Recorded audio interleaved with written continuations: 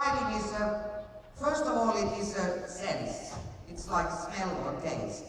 And you have to smell something or felt something or tasted something to be able to recognize it. And how the horse is really moving when he is moving over the back, I usually say it's like strawberry jam.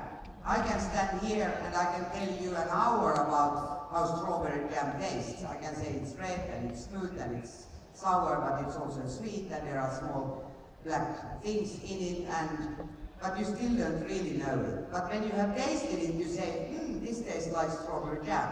And that's a bit the feeling. I want to give a better technique to the riders so that they can get the right feeling, and then they know I am on the right way.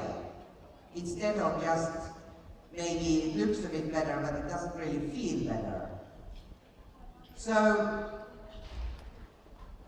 if I look at, you said earlier, like, riders struggle with sitting comfortably, and everybody does it. Some do it a bit better than others. Some horses are a bit more comfortable to sit on, so it's easier, but some are more difficult to sit. And then if the horse is a bit strong, then the horse is pulling the rider out of the saddle. So, if we take,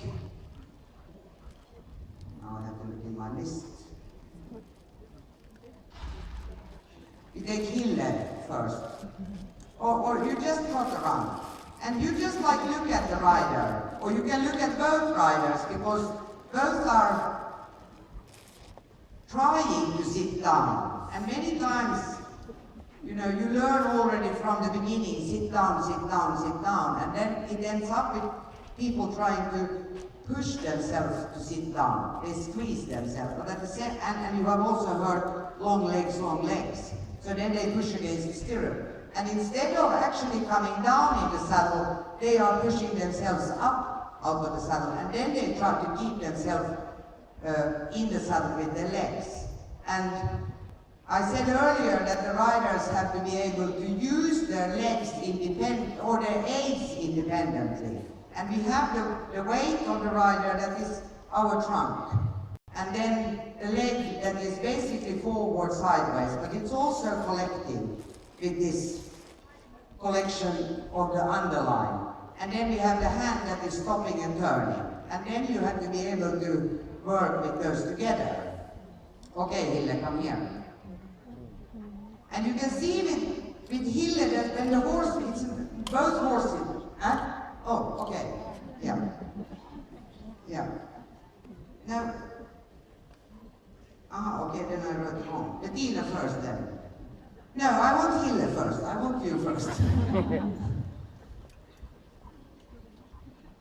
Okay, and then stop. And what happens, like when she gets a bit strong, she almost pulls you, and you can walk and look at this. She almost pulls you forward. We have the center of gravity of the horse, and that's somewhere here inside. That's like a seesaw, a gungbrede. So you have like, the horse is much more heavy in the front than in the back. And what we want is that the rider's center of gravity is at the same place as the horse's center of gravity. If we are in front of the center of gravity, then the horse is behind us.